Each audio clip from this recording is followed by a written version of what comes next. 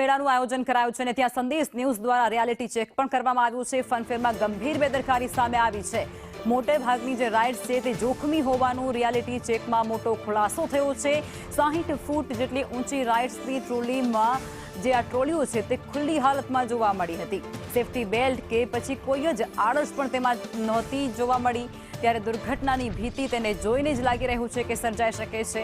ત્યારે આ ગંભીર બેદરકારી રાઇડ સંચાલકોની સામે આવી છે। સંદેશ ન્યૂઝ દ્વારા રિયાલિટી ચેક કરવામાં આવ્યું છે અને તેમાં મોટો ખુલાસો થયો છે।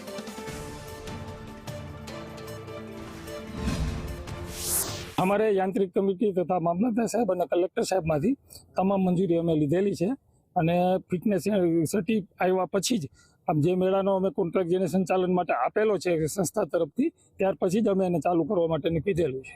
આજે જ પણ અમે પાછા યાંત્રિક કમિટીને જાણ કરી છે અને બીજા એ લોકોને બોલાવી અને તમામ સૂચનાઓ આપી છે કે ભાઈ જે ખામી હોય કે જે પણ જરા પણ લાગશે તો અમે તરત એને નિવારશું અને જે આગળ જતા આવું જે થયું કરવા કે ભાઈ સંજોગો સાથે કે જે ગણીએ પણ એવું બીજી વાર ન થાય। જેતપુર શહેરમાં રોટરી ક્લબ આયોજિત દીપાવલી ફનફેરમાં જે રાત્રે કરુણાતિક ઘટના સર્જાઈ હતી આ બ્રેક ડાન્સમાં એ રાઇડ્સની મંજૂરી બાબતે હજુ તપાસનો વિષય છે, પરંતુ અન્ય રાઇડ્સ કે જે આ સૌથી ઊંચી રાઇડ્સ છે, આપ જોઈ શકો છો કે આ સૌથી 50 થી 60 ફૂટ જેટલી ઊંચી રાઇડ્સ આ છે, બાજુમાં જ જે દુર્ઘટના સર્જાઈ તેની બાજુમાં જ છે।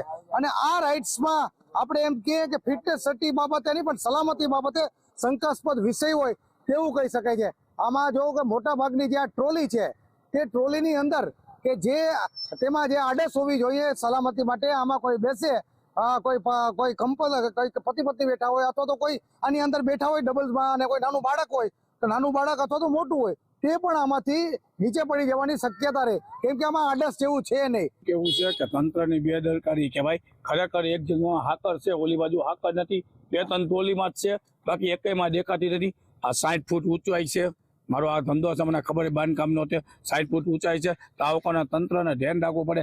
આજે આવો બનાવ બન્યો છે, કાલ બીજો બનાવ બને।